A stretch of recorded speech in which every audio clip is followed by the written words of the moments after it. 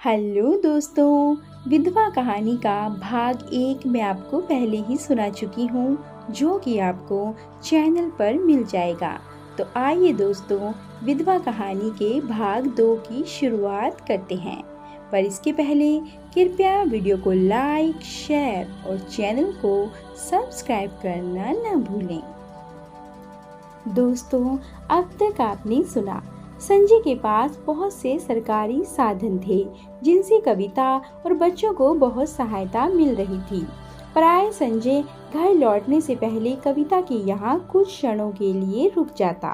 कभी बच्चे कहते तो उनके साथ कैरम खेलने लगता, कभी चाय भी हो जाती। इस प्रकार बच्चों के जीवन का सूनापन कुछ हद तक दूर हो जाता और बेटा तो अब होमवर्क में भी संजय की सहायता लेने लगा। निशी को कभी किसी वस्तु की आवश्यकता होती तो वह भी बिना संकोच संजय से कह देती। अब आगे। अब संजय अंकल इस घर में कोई अपरिचित व्यक्ति नहीं थे। दफ्तर में भले ही वे कविता के अफसर थे, किंतु घर में वह परिवार के एक दयालु मित्र के नाते आते थे। उन्हें सबको हंसते खेलते देखकर प्रसन्नता होती। इसी से संतुष्ट होकर वे घर चले जाते। वह एक कर्तव्य था जिसकी पूर्ति में उन्हें आनंद भी आता और गौरव का अनुभव भी होता। यदि संजय एक सप्ताह के लिए बाहर चले जाते तो बच्चे उनकी प्रतीक्षा करने लगते। कविता के बहुत से काम भी रुक जाते, जो वह दफ्तर के सेवकों द्वारा करा दिया करते थे। दफ्तर से समय निकालना कविता के लिए संभव नहीं था और छुट्टी के दिन तो घर के काम समेटने और बाजार जाने में ही बीत जाते थे। संजय अंकल एक वृक्ष की भांति बनते जा रहे थे, जिसका सहारा भी था और घनी छांव भी। उनके आने से कविता को तो मानो मानसिक तनाव बहुत हद तक कम हो गया था। अब वह यह नहीं सोचती थी कि यह कार्य कैसे होगा, वहाँ कौन जाएगा। संजय बहुत सी समस्याओं का समाधान कर दिया करते थे। इसी कारण कविता उन्हें घर की छोटी छोटी बातें भी बताने लगी थी। हाँ, एक बात जिसमें वह संजय को अपना राजदार नहीं बना सकती थी। युवा अवस्था में पहुंच रही उसकी लड़की निशी योग्य भी थी और सुंदर भी। वह इस आयु में निशी को किसी पुरुष के बहुत निकट नहीं देने आना चाहती थी। बच्चों ने घर पर बैडमिंटन का नेट लगा रखा था। शाम को बच्चे जब खेलते तो संजय भी कई बार खेलने में शामिल हो जाता, परंतु कविता का प्रयास यही रहता कि निशी संजय की पार्टनर ना बने। उसने निशी के बारे में कभी संजय को अधिक कष्ट नहीं दिया। उसके अधिकतर काम वह स्वयं ही निपटा आती थी। निशी कविता के पास उसके पति की अमानत थी, जिसमें वह किसी प्रकार का विकार देखना नहीं चाहती थी। निशी के कॉलेज का एक युवक उसके साथ बैडमिंटन खेलता था। अच्छा सुंदर लड़का था। कविता को निशी के उससे मिलने पर अधिक आपत्ति नहीं की। 1-2 बार सागर निशी को अपनी कार में घर छोड़ने आया तो कविता ने बुरा नहीं माना, परंतु जब निशी सागर के घर जाने लगी तो कविता के कान खड़े हुए। यदि देर तक रुकना हो तो निशी वहां से फोन कर देती। कविता को यह पसंद नहीं था। वह इस कली को फूल बनने से पूर्व भटकने देना नहीं चाहती थी। इसलिए वह यही चाहती थी कि यदि निशी को सागर से कभी मिलना भी हो तो वह उसे अपने ही घर बुला लिया करे। सागर का आना जाना बढ़ने लगा था, इसलिए उसने सागर के बारे में अधिक जानकारी प्राप्त करना आवश्यक समझा। वह यह काम संजय को नहीं सौंपना चाहती थी, ताकि कहीं कोई उलझन खड़ी ना हो जाए। उसने निशी के कॉलेज जाकर पता लगाया। सागर एक अमीर वकील का बेटा था, जिनकी हालत और समाज में स्थान कविता से कहीं ऊंचा था। खाते पीते शाह खर्च लोग, प्रत्येक प्रकार की सुख सुविधा उपलब्ध। निशी को उनके यहाँ से कोई ना कोई उपहार मिलता ही रहता था। यदि बात आगे चले तो कविता को उन लोगों के बारे में पूरा ज्ञान तो होना चाहिए।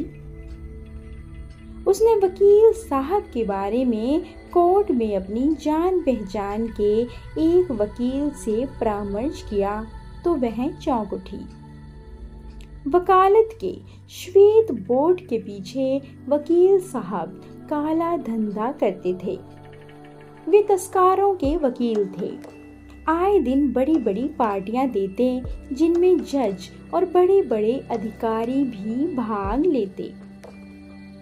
इसी संपर्क के कारण वह अपराधियों को बचा लेते थे और उनसे बड़ी बड़ी फीस लेते थे।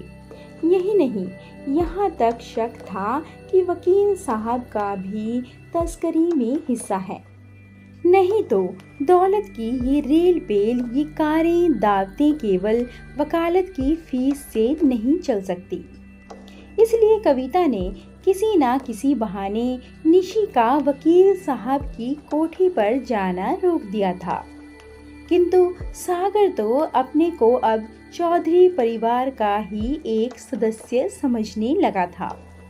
वह जब भी निशी को घर छोड़ने आता तो उसकी कार फल, खाने पीने की चीजों से लदी रहती। कई बार वह अन्य मित्रों के साथ भी साथ ले आता और रात 10-11 बजे तक संगीत और गपशप होती रहती। कविता समझती थी कि निशी की लगाम उसके हाथ से निकल रही है, जिसे वह पूरे बल से थामने का प्रयास कर रही थी। किंतु यौवन और धन की बाढ़ इतने जोर की थी कि उसे अपने पांव के नीचे से धरती खिसकती महसूस होने लगी थी। वह लाचार थी, फिर भी संजय को इस भंवर में नहीं लाना चाहती थी। किंतु एक रात स्थिति ने बहुत ही खतरनाक मोड़ ले लिया। सागर ने उसे आकर कहा कि उसके पिता नव वर्ष की रात को एक बड़े होटल में पार्टी दे रहे हैं। वह निशी को भी पार्टी में ले जाना चाहता है। कविता निशी का ऐसी पार्टी में जाना ठीक नहीं समझती थी, किंतु निशी तो मानो दौलत की चमक दमक पर मस्त हो रही थी। उसने माँ से अनुमति ले ली थी। कविता एक परकटे पंछी की भांति फड़फड़ा कर रह गई। निशी के जाने के पश्चात भी उसे चैन नहीं आ रहा था। वह वेशभूषा बदलकर उसी होटल में हो रहे एक और समारोह में भाग लेने चली गई। कविता होटल की बालकनी में खड़ी खाना खा रही थी। नीचे हॉल में वकील साहब का हंगामा पूरे यौवन पर था। कितने ही स्त्री पुरुष तड़क भड़क वेशभूषा में इस पार्टी में भाग ले रहे थे। संगीत की धुनों में कुछ सुनाई नहीं देता था, केवल सिगरेट का धुआं और शरीर ही ऊपर उठ रहा था। कितनी ही स्त्रियां और पुरुष हाथ पकड़े नाच रहे थे। युवा पीढ़ी ने तो मानो तूफान उठा रखा था। गिलास टकरा रहे थे, रूप प्रदर्शन हो रहा था। वेटर रंगारंग पेयजल लिए घूम रहे थे। निशी भी बिना आस्तीन का लंबा काला गाउन पहने एक युवक के साथ नाच रही थी, किंतु उसके हाथ में गिलास और सिगरेट नहीं था। हाँ, अगली पार्टी में यह भी संभव हो सकता था। धन और सुंदरता के उपासक किसी भी वस्तु को उसके स्थान से नीचे ला सकते हैं। कविता अधिक देर यह दृश्य सहन नहीं कर सकी और लौट आई। उसने निशी के घर आने पर कुछ नहीं पूछा। 2 दिन के पश्चात सागर उनके यहाँ शाम को चाय पीने आया। उसके जाने के पश्चात कविता ने निशी से 2 टूक कह दिया।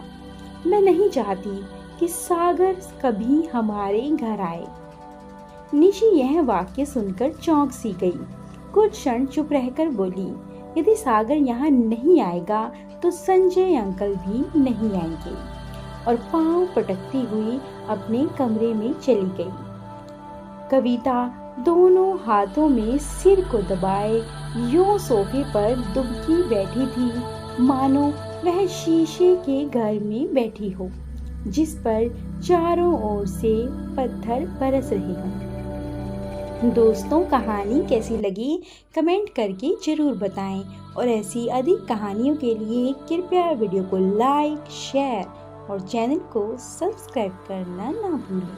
धन्यवाद।